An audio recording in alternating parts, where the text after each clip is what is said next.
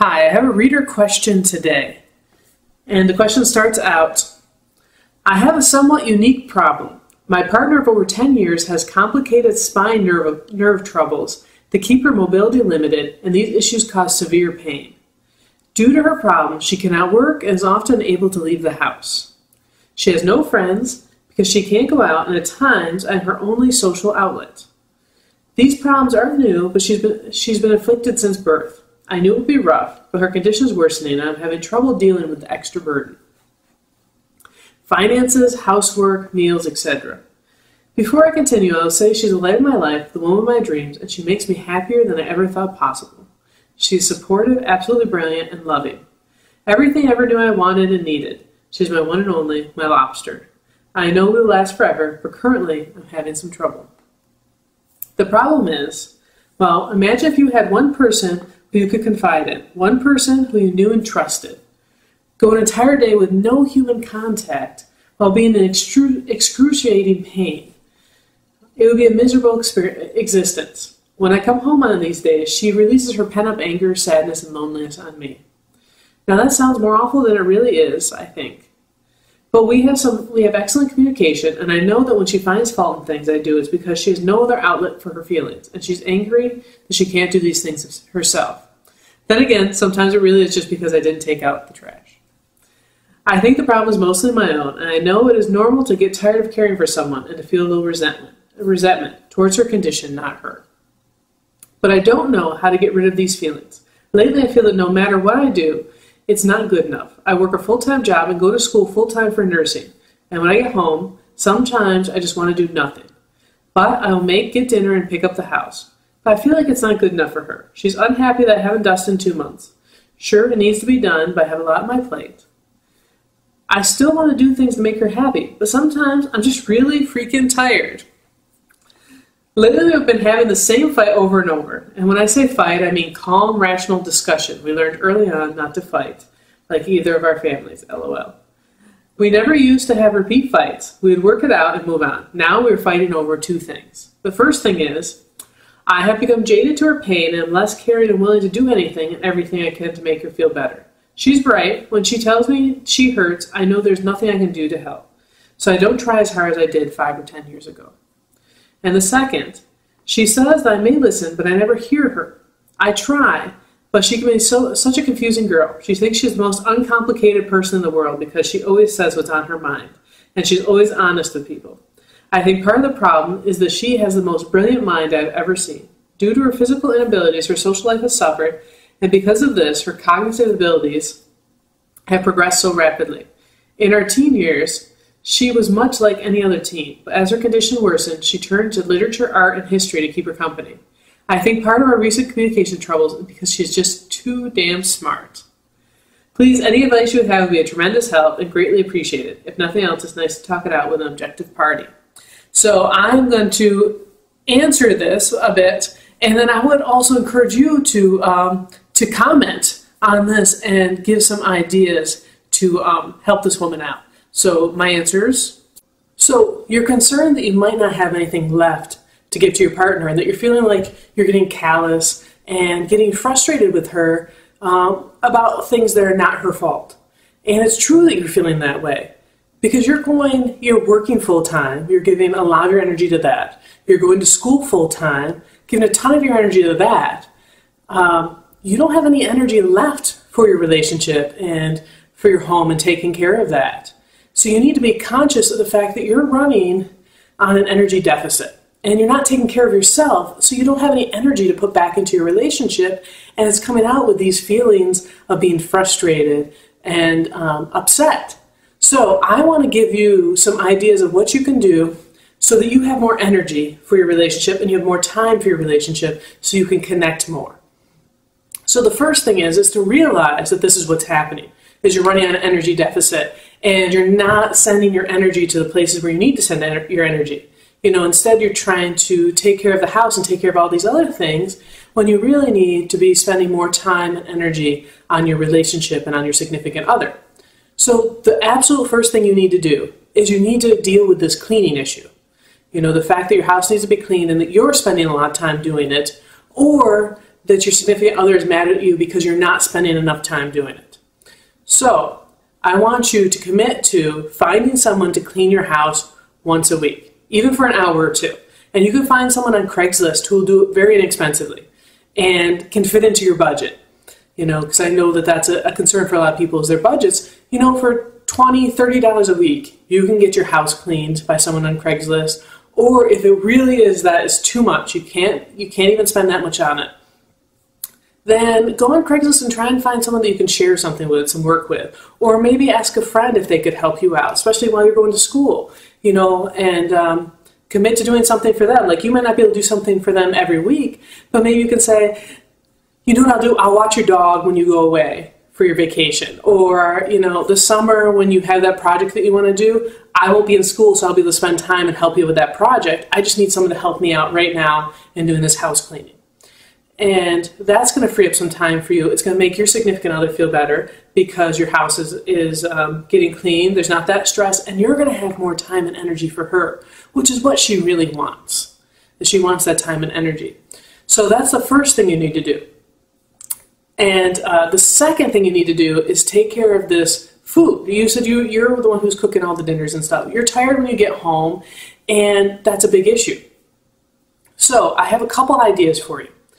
One idea is what we call the meal share. And that's where you enlist, even just one other person, one other family, and you share meals. So for 3 days a week, you make the dinner, and you make enough for that family too. And, 3 days a week, they make enough for your family too. So that a couple days a week, you don't have to make a meal. So one way to do this is cook all the meals on Sunday and freeze them or put them in Tupperware containers and then trade on Sunday. And then you have your meals all done for the week. You have the meals that you're going to have for your house. You have the meals that they've shared with you. Another way to do it, especially if it's someone who lives close by, a neighbor or something like that, is that night you deliver a hot meal. It's freshly made. So you stop over to their house and give them the meal when it's your meal night, and they drop it off at your house when it's your meal night. So that's a way to do it. If you want to enlist a lot of people, get 7 or 8 people, then you're only making one big meal a week.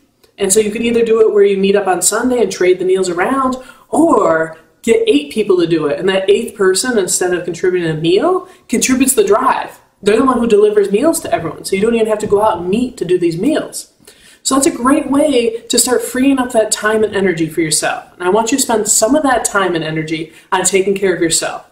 On meditation, sitting quietly, reading, taking that time for yourself, because you're giving a lot of energy out to a lot of different things, and you need to be able to refill yourself. And one of the biggest reasons why you need to refill yourself is because what the hell is going to happen to you if you get sick? You're working full-time, taking care of the household, you're going to school, and you're taking care of your significant other. What happens if you get sick and you can't do those things? And that's where you're running. You're running on an energy deficit. That's where you're going, is you're going to get sick, something's going to happen, you're not going to be able to take care of all these things that you normally take care of. So you really need to make sure that you're taking care of your body, taking care of yourself, and energizing so that you have that energy out there. So you'll be able to, fight off any sickness. You won't have that breakdown. And I want to also point out to you is that it's not just that your significant other needs your time. These problems that you're starting to have are like little tiny fractures in your relationship that'll start getting bigger and bigger and bigger as you get irritated, as she gets frustrated. So you need to start closing that back in. And one way that you're going to do that is by having the cleaner, is by having these meals taken care of. So you can spend more actually quality time connecting with each other instead of talking about the household, instead of being frustrated with each other, instead of getting callous toward her condition. You'll start actually getting closer and closer and closer and reconnecting and deepening that connection and having much more significant communication with each other. And lastly, I want to say that I want to encourage you to encourage your significant other to get some more social outlets. This is very difficult if you're the only social outlet that a person has. You can't be everything to one person. And part of this is obvious that she needs some other connections. And I understand that it's hard for her to get out of the house at least part of the time. So I want to suggest a few ways that you could create some more connection for her, more social time for her. One way is to connect in with something, some group where they have people who will come visit your house and be companions. So I know, for example, Unitarian churches are great for this. They have a lot of groups where they'll bring meals, companionship, things like that. So connect into your community resources, or maybe even have a neighbor that'll come over and spend some time with her. But one of the reasons why I suggest maybe these groups that have retirees, like the Unitarian Church in our area has a lot of retirees and a lot of retired teachers and professors. And so it might be you might be able to get someone who could just come in for some companionship, who is a retired professor or teacher who, has that education, that knowledge, and can stimulate her mind too. They can come in and they can, chat about science and Shakespeare and, all that cool stuff that she's learned about. And she can have that human connection, and she can have her mind stimulated at the same time. And I think that's going to give her a lot more self-esteem too. Because I know it must be hard for her to not be able to do some of the things that she might have used to be able to do. Or to see you struggling so much, to give her so much and not be able to contribute. And this way, it'll give her self-esteem. Because she won't be taking everything from you. She'll be getting some from someone else, and she'll be giving them companionship too. Another thing is perhaps you can tutor once a week, college students or high school students.